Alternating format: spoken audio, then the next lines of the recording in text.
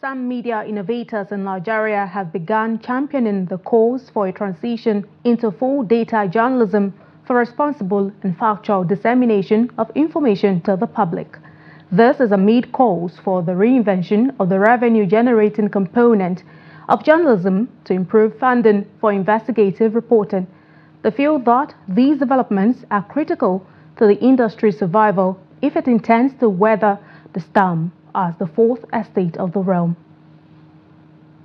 For these experts, continuous innovation is the way to go to guarantee the industry stands the test of time. There are more younger people, smarter, brighter, also a little more adventurous, innovative, who are getting to do this work. The conditions to enable them to do this work is a little bit in retreat. So we're grateful that more universities are now adopting it, so we're creating knowledge around this kind of journalism. What next needs to be done, and that's a big challenge for all of us, is to have to think the next phase in innovation is how do you finance journalism? Because the current business models for doing journalism has become atrophied. It's come to a bus stop. It can grow again. So we need to reinvent that. That's the biggest challenge for innovation now. With the internet, there are multiple sources of information now. So the challenge of credibility is up. And one way by which you can promote credibility is by bringing facts and figures for people to really appreciate and accept.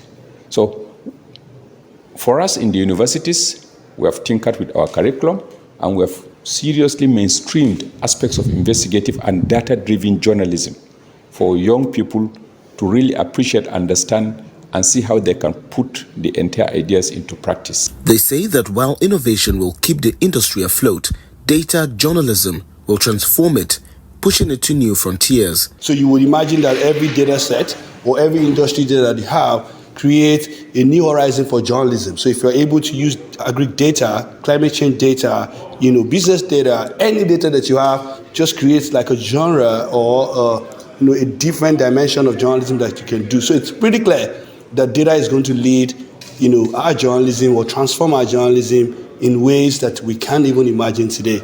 Now layer that on top of technology then becomes the mediator or the driver or something that accelerates the level at which things will do. We think that bringing data is actually one way of being an inclusive form of communication, because there are people who may not be able to read things, but they can see the data and they can understand that. But more importantly, I think that data also helps to aggregate information that probably it will take you a very, very long time to understand. But presented in a simple format, I think also be another way of aggregating data that people can easily understand and appreciate. Funding, lack of capacity building and requisite training for media practitioners, government regulations, among others, are some of the factors militating against the development and growth of the media industry in Nigeria. However, these experts are hopeful that there is light at the end of the tunnel. From Abuja, Sagir Ibrahim reporting for Trust TV.